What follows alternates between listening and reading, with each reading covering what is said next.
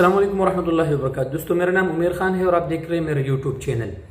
दोस्तों दो अहम खबरें हैं सऊदी अरब के बारे में, जो आप एक खबर में आप दोस्तों के साथ इस वीडियो में आपके साथ शेयर करना चाहता हूँ। नंबर एक, दोस्तों ने मैसेज किए थे कि आप इस पर कुछ वीडियो बना ले।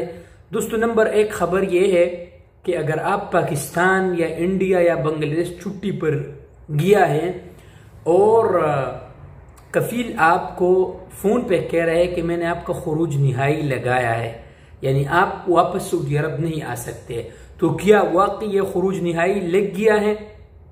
क्या ये आदमी दोबारा सऊदी अरब यानी इसी वजह पे नहीं आ सकता?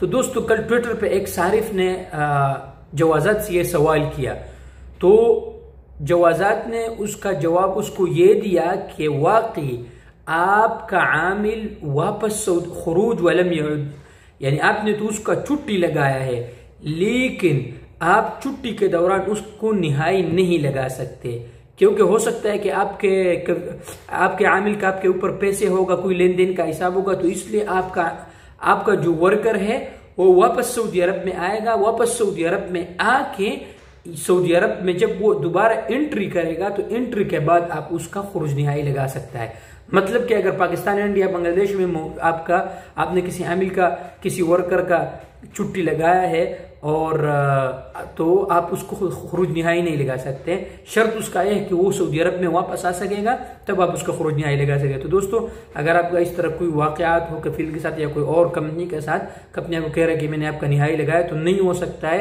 शर्त उसके लिए है कि आपका दोबारा सऊदी अरब आना जरूरी है। और इंशाल्लाह जो दूसरा खबर है वो इंशाल्लाह मैं दूसरे वीडियो में आप दोस्तों के साथ शेयर करूंगा।